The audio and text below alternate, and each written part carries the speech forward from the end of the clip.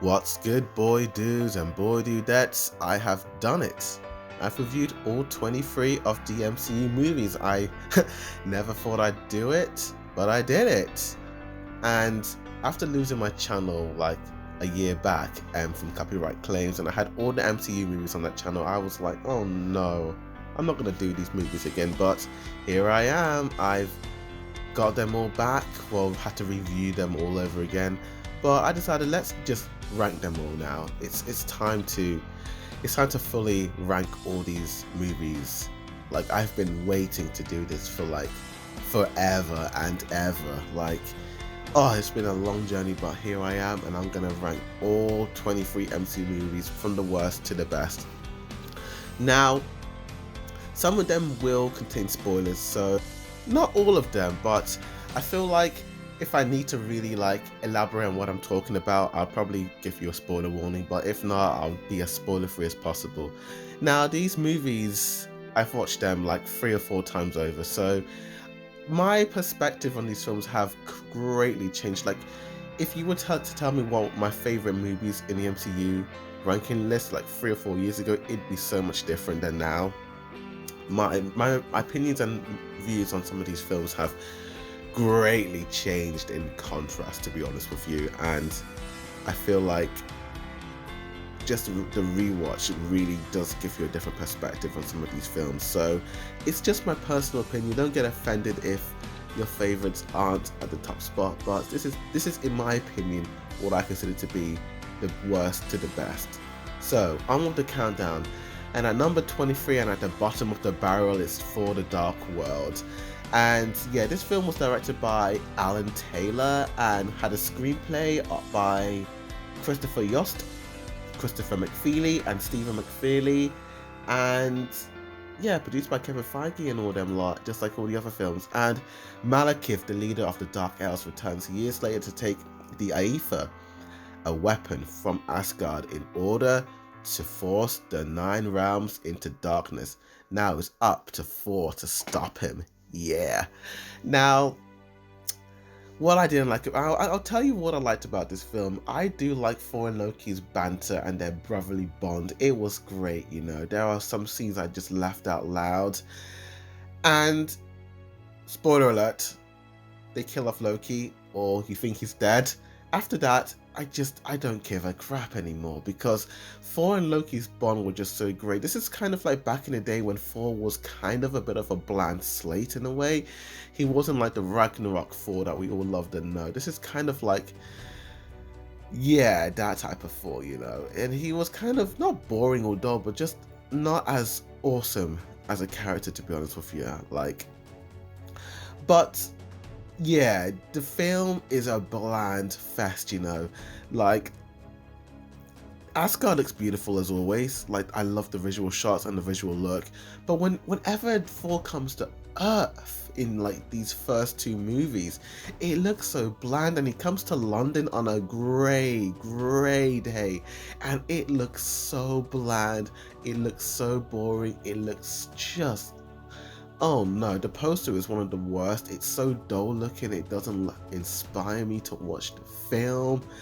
It's just a really boring, bland soup of a mess, to be honest with you. The villain, who Malekith, played by Christopher Eccleston, he's a good actor, but my gosh, this performance was just, the character was just so bland and boring. And that's the thing about this movie, it's just boring to watch, you know.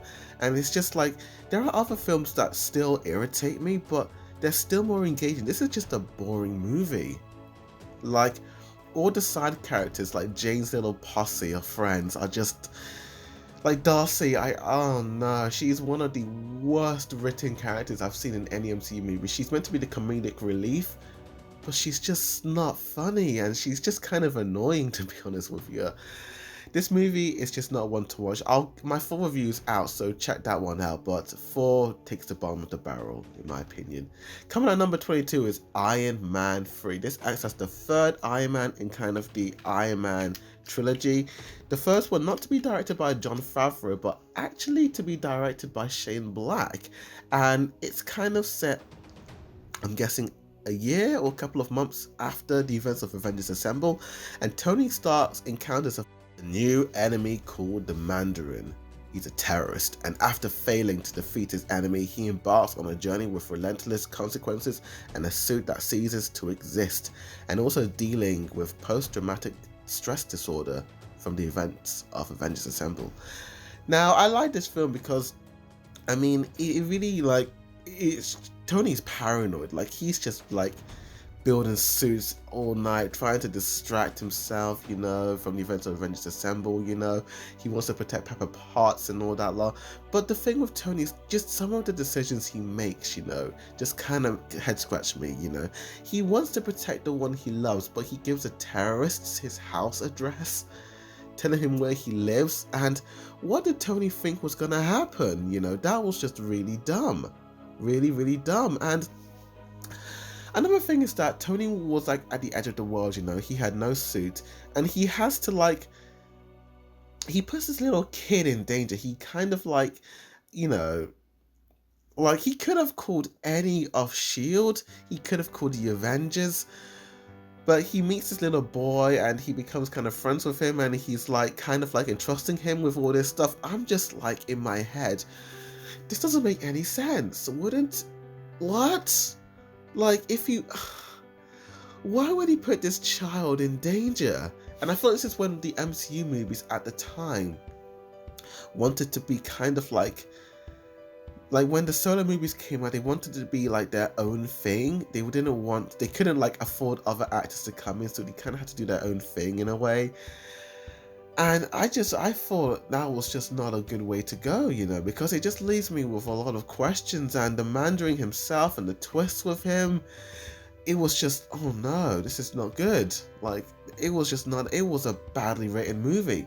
Very bad. But I like Robert Downey Jr. as Tony Stark. I thought he was great. And it just wasn't good. It had a lot of head-scratching moments, and I was just like, no thank you. Next one, please. And at number 21, Captain Marvel. This is an origin story of the Marvel herself, Captain Marvel. And this extraterrestrial Kree warrior who finds herself caught in the middle of an intergalactic battle between her people and the Skrulls. Living on Earth in the 1990s, she keeps having recurring memories of another life in the US Air Force pilot of Carol Danvers. With the help of Nicholas Fury, Captain Marvel tries to uncover the secrets of her past while harnessing her special powers to end the war with the evil Skrulls. Now, this movie was directed by Anna Brorden and Ryan Flick, and I'll tell you what I like about this film. I do like Captain Marvel's kind of like her kind of banter and kind of like her chemistry with Nick Fury, you know. I kind of feel like she's the only one she kind of has good chemistry with. But this character is just a dull character. She's not funny, she's not quirky, she's not interesting. She's like, the way they wrote her, I wasn't digging her at all, you know. Like, I even found like this whole movie to be kind of pre-Avengers Assemble like type of like movie.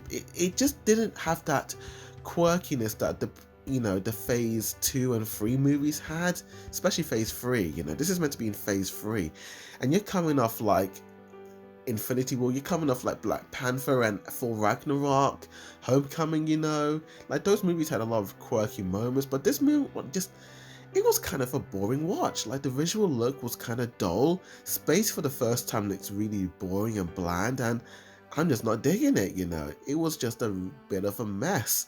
The plot was a bit confusing, and it just didn't inspire me to watch it. I'm sorry, I didn't like this movie. On with the next.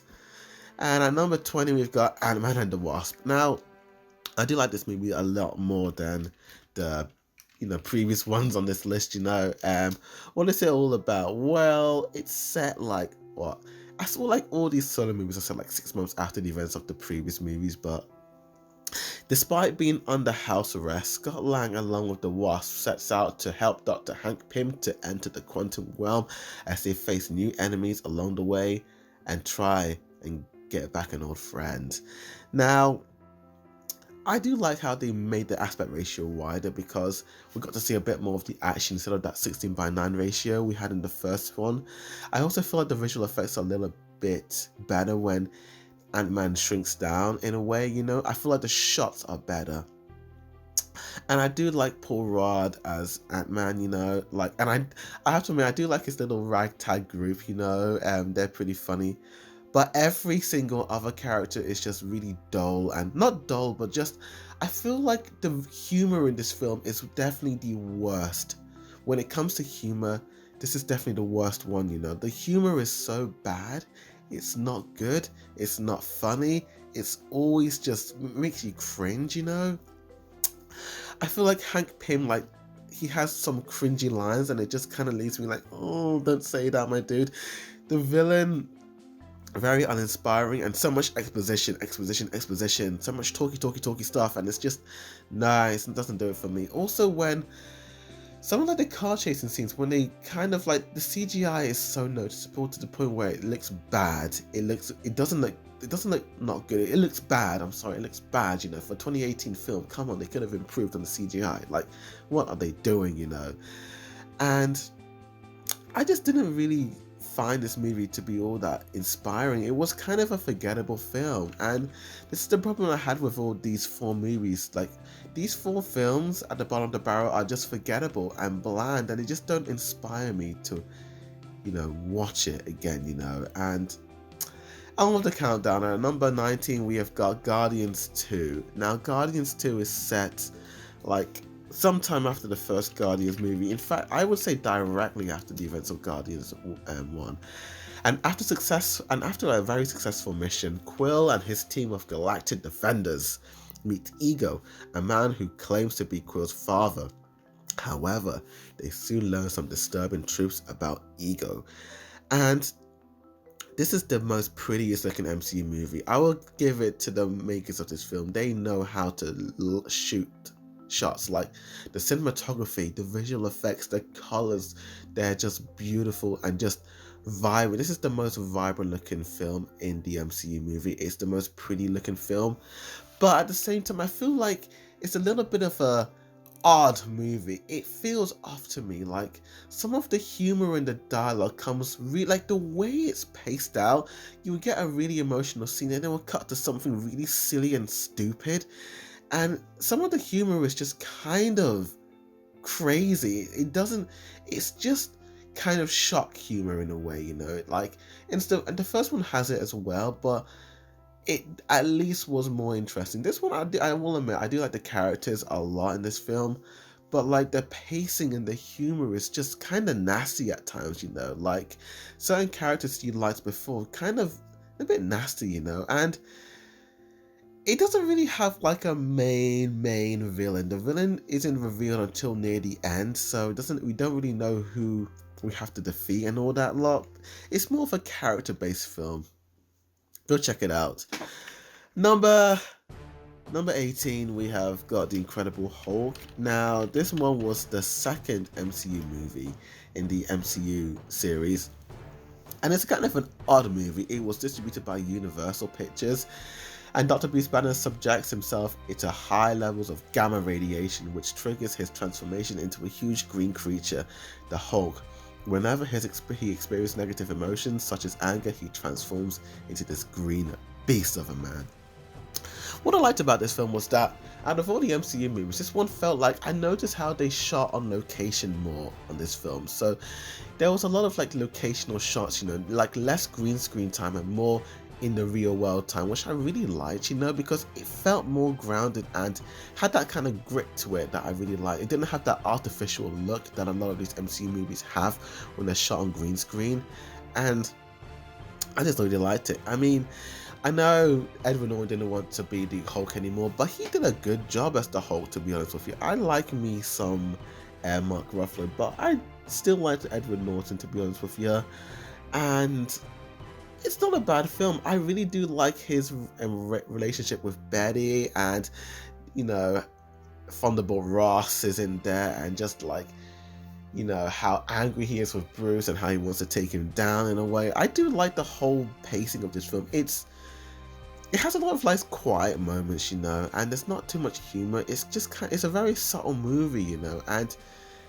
it can make people bored at times, but I actually really liked it, you know. I thought it was a nice film, to be honest with you. Yeah, go check it out. I did my full review of it. Yeah, Iron Man 2 comes at number 17, you know. I like this film. I really do. Like, there's a lot of great moments. I absolutely love um, Sam Rockwell as Justin Hammer. Like, I thought he was one of the most funniest villains ever. He did an awesome, cool dance, and just I liked his, and just kind of like, you know, like there were scenes with him and Whiplash that just had me cracking up. Like, I was just like, whenever it was cut to those scenes, I was just cracking up. It was just too funny for me. It was just, oh my gosh. But anyway, this film is about Tony Stark under pressure from various sources, including the government, to share his technology with the world. He must find a way to fight them while also lacking his other enemies. What I like about this film is just how different Tony Stark was back then, you know, to how he was kind of like in Civil War, you know. Like, this didn't want the government to touch his babies. He didn't want no one to touch his baby toys, you know. He wanted Iron Man to himself, you know. And when you see him in Civil War, it's really jarring, you know. He's completely done a 180, you know, and like how, you know, he operates and how he works with the government in a way. I really thought that was interesting and great, you know. I love the introduction of the Black Widow. I feel like this was, I don't talk about hair that much, but May, Black Widow's hairdo in this film was so good. Like, it was my favorite hairstyle for me, to be honest with you. Like, the curly locks, like, lovely, absolutely lovely, you know. I like the humor in this film. It's a really funny movie, you know, and there's a lot of interesting moments, to be honest with you, but we then kind of like, I don't know, it kind of like sidetracks at times. It kind of meanders a little bit, you know, and it doesn't really feel focused. And then the ending kind of happens, but it doesn't have this like big climactic moment. It just feels like, here we are, the end, that's it. And it's kind of like anticlimactic for me. It's a very anticlimactic movie, you know. I know it's setting up the Avengers and all future Iron Man installments, but they could have had a more grander finale, in my opinion. But go check it out. I've done my full review anyway. Coming out at number 16, it is Ant-Man. Now, people have claimed that this film is similar to Iron Man in certain ways, but not so about. Scott Lang is a master thief, and he gains the ability to shrink in scale with the help of a futuristic suit. Now he must rise to the occasion of his superhero status and protect his secret from bad guys and the Yellow Jacket. Now, I like this film. I like Scott Lang. I love his friends. Like, I love his like party posse group, you know. I thought they were really great, you know. I like Michael Penna's character, you know, as Luis, you know. I like how, you know, how he tells stories in a way, like how it's edited. It's really funny, and this feels like a really good heist movie, you know. Like, it has this really fast pacing, you know. It's the most jazzy, snappy movie I've ever seen, you know. Like, I don't know, it feels very musical in a way. Like, it has a good rhythm, you know. Each shot just kind of flows, and it's like, you know, when you're in, like, I don't know, it has this kind of rhythm to it, you know. Like, each scene plays out so nice. It doesn't meander, it doesn't drag on. It feels snappy and really groovy at times, you know. Now, why this movie isn't as high on my list? Well, for two reasons. One, there are other movies that I just liked so much more, to be honest with you. Like, the MCU has so many better movies. And two, it's too much like Iron Man 1, you know. Like, you've got this dude in a suit who's fighting another dude in a suit, and I feel like the dude who plays Yellow Jacket is way too much like the villain of Iron Man 1, you know. It's almost like, whoa, it's like they just ripped off Iron Man 1 at times, and it just feels a bit unoriginal, to be honest with you. But coming at number 15, we've got the first Thor movie. I like this one. I really do like how different Thor was. He was arrogant. He was a jerk, to be honest with you. He was, and he still is at times, but he's kind of improved, and he's this exiled god of thunder.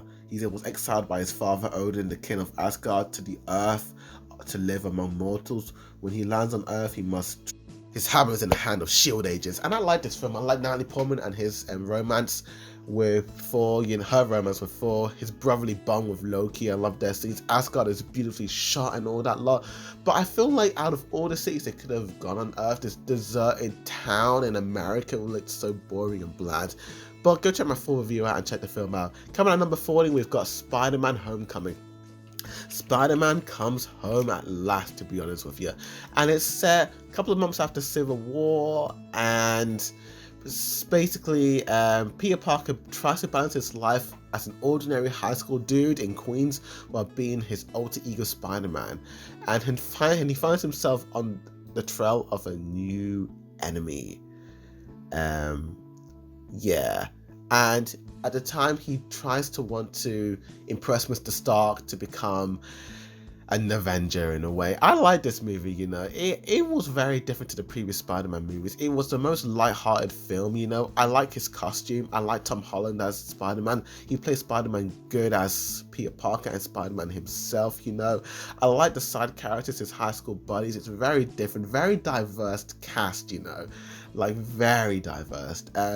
I love the villain, the Vulture. You understand why he's doing this, He wants to provide for his family, and he doesn't even really want to get anyone hurt, He doesn't want Peter hurt. He just wants to do his own thing, and I flipping loved that. I thought it was really great, I do miss some of the shots when Spider-Man's swinging in the New York skyline, and, I do miss some of that, And I don't know, his obsession with Mr. Stark, with, Tony is just a bit strange, He's like, oh boy, golly, Mr. Stark. Oh gee whiz, Mr. Stark. I want to be an Avenger so much. Oh boy, oh hot dog.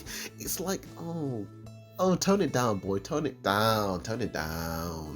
It's a bit too much, and I know he's kind of like a father figure to him, and I know this is like sometime after he lost Uncle Ben, but it's just a bit too much, to be honest with you. I'm just like, yeah, tone it down, my dude. But go check it out. It's a really good film. Check my full review out.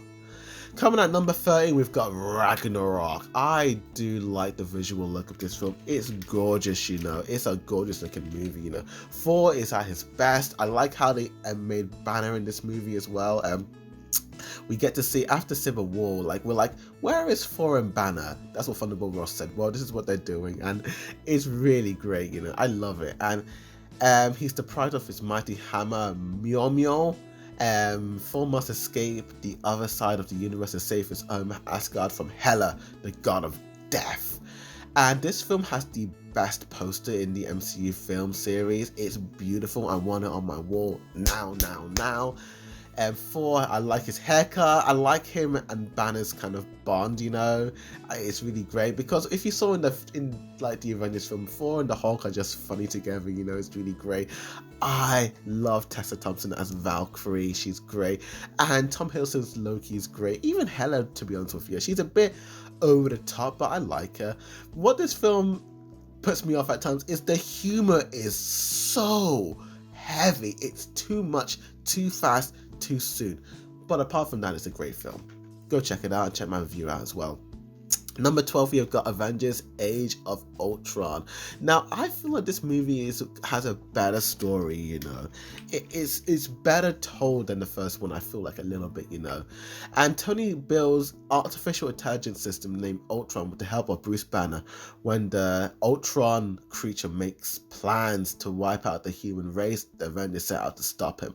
I like this film because it's a very ironic movie, Tony wants to build this system of Ultron to, build a suit around the world to help protect it, like an armor for the world. And ironically, this armor destroys most, like parts of a country, And because of this, this is when the Soviet cause, this is when the government are like, the Avengers, we love you, but you're going too far now. This is just too much. And I like how this film leads into Civil War, and this causes Tony to wanna, just be like, let's be controlled by the government. We're too much now. I like this film. I love the Avengers, like the interactions, the new Avengers as well, But Ultron, I know he's a creation of Tony, but I am just a bit like, yeah, I'm not digging him, to be honest with you. But I do like this film. I like the wide ratio. I love some of the characters and just really great fun watch, to be honest with you. But coming at number 11, we have got the first Iron Man movie, Iron Man 2008, the one that started it all. Now, yeah, when billionaire, playboy, philanthropist Tony Stark, an industrialist, is captured by the bad man, he constructs a suit of armor to escape, and once he manages to escape, he decides to use his suit to fight against the evil forces to save the world. I like this film. I love Robert Downey Jr.'s Tony Stark Iron Man. I like Pepper Potts. I like Happy Hogan. I like the old Rhodey, but I like the new Rhodey better, to be honest with you. I just like how this dude was just, the film starts off, this guy is very unlikable. He's very jerky, you know. Like, when I was watching this film, I was like, he was just a bit of a jerk, to be honest with you. He was just this kind of like, I don't really care about anyone, I don't care about myself, I care about money. I don't know, he seemed very jerk. He seemed like a big jerk, and I just didn't like him. But seeing how he just came around and just, you know, wants to just, you know, use his money and power to help people, I thought it was a great dude, you know. I didn't like the villain, to be honest with you. He was just one note.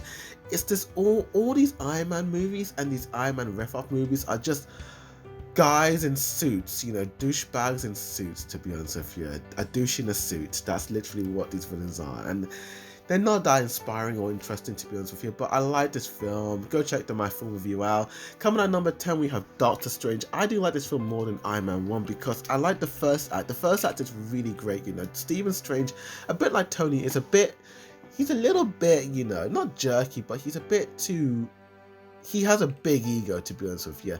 And in an accident, Stephen Strange, a famous neurosurgeon, loses the ability to use his hands. He's depressed, he just, you know, he pushes everyone away, and then he goes to visit the mysterious ancient one to heal himself and become a great sorcerer under her guidance. This is when the MCU movie posters started to look better in a way, and I like this film. I love Stephen Strange. I thought he was a really great dude. I love his costume. I like his beard. Like, I like his magic ability, you know. I don't know, this sorcery in the MCU. I like the whole aspect of it, you know. I like the way, like, the Ancient One isn't your typical old Asian dude, you know. He's a she, and that was surprising. I thought it was an interesting choice. Yeah, I really do like it. The plot, you know, is it gets a bit convoluted and it's a bit messy at times, you know. But it's a really fun watch. It's one of the most rewatchable movies, to be honest with you, and it's a film that gets better after each rewatch, in my opinion, you know. Go check it out. Number 9, we've got Guardians of the Galaxy. No one, and I mean no one, thought this film was going to do well, to be honest with you. I remember when they put the trailers and the posters of this film, I was like, Guardians of the Galaxy? What the heck is this? What are we on? My gosh. And I watched it and I fell in love with it. I flipping loved it. I mean, I'm talking raccoon and a tree that says I am Groot. Come on. But it works. Peter escapes from the planet Murog with a valuable orb that Ronan, the accuser, wants. He eventually forms a group with unwilling heroes to stop running, and I like how all these people are just criminals, you know. These are like, you know, it's just kind of Suicide Squad done right in a way, you know. Like, I kind of like, this is kind of like the Avengers of space in a way, you know. I really do like this group. I feel like they're all you need. They all have interesting backstories, and each and every one of them are just fun and lovable, you know. It's better than the first one in so much aspects, you know. The second one obviously has a better visual look, but this film is still really great, you know. The one thing I didn't like about this film was the villain. He was a bit of a dull dude, to be honest with you, not that great. But coming in at number 8, we have got Black Panther: Wakanda Forever. This film was very, very groundbreaking, you know, like an all-black cast. This made me feel happy, you know. This related to me. I really related to this film so much more, you know, than the other films. You know, seeing a dude on screen who looks like me, it's just, it's so cool and it's so satisfying, and it is definitely the coolest MCU movie I have ever seen, and yeah, and what's this film all about? Well, after his father's death from Civil War, T'Challa returns home to Wakanda to inherit his throne. However, a powerful enemy related to his family threatens to attack his nation. The number one thing I like about this film is the villain. I feel like I like the villain a bit more than the hero, because I kind of understand why the villain is doing what he's doing, You understand his motivation and you understand why he's doing it. And to a certain point of view, you actually kind of agree with him and you're like, yeah, why aren't the heroes doing what the villain is saying in a way? I love the cast. I love the the visual look is a bit dodgy at times in terms of the CGI, but I like the cinematography. I love the acting. It's a really, really great film. It's very inspirational. Coming at number 7, we've got the first Avengers movie, Avengers Assemble. Now, this film is just this movie is probably the funnest movie out of all the movies, if you were to tell me which MCU movie I would watch again and again and again, it'll be Avengers Assemble, to be honest with you. This movie is just a ball to watch, and basically Nick Fury is compelled to launch the Avengers Initiative when Loki poses a threat to planet Earth. His squad of superheroes put their minds together to accomplish the task. It's great. It's so satisfying seeing all your favorite heroes from phase 1 come together, teaming up to defeat this one threat, to be honest with you. It's so great, this crossover movie. The introduction of Mark Ruffalo's Bruce Banner, he does a really good job. I really like him, It's so fun. The jokes are great. The comedic timing is fun. The visual effects are groundbreakingly amazing, It's just a great film. Check my full review out and check the movie as well. Loki is cool and evil. Now, coming in at number 6, we have got Spider-Man Far From Home. Yeah, this movie is really, really fun, to be honest with you. But what is this movie all about?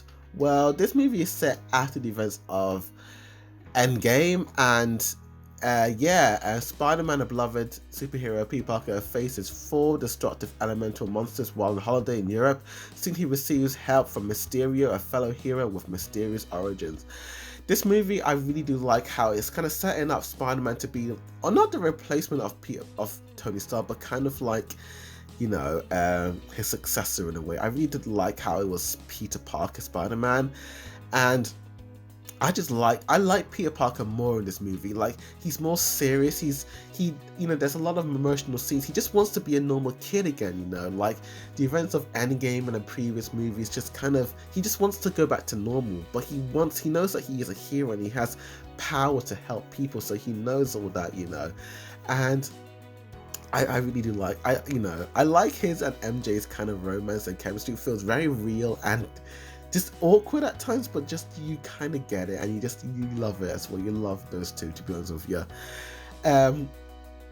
You may think Nick Fury and his sidekick are a bit off, but watch till the end of the film and it'll be revealed. Mysterio is very mysterious, and obviously the villain of the film is, if you don't watch the film, you kind of know where it's going, I do like the twist in a way. I didn't see it coming. I really didn't. It surprised me and it made so much sense, and it's such a good film. It's a much better written movie, a much better paced movie.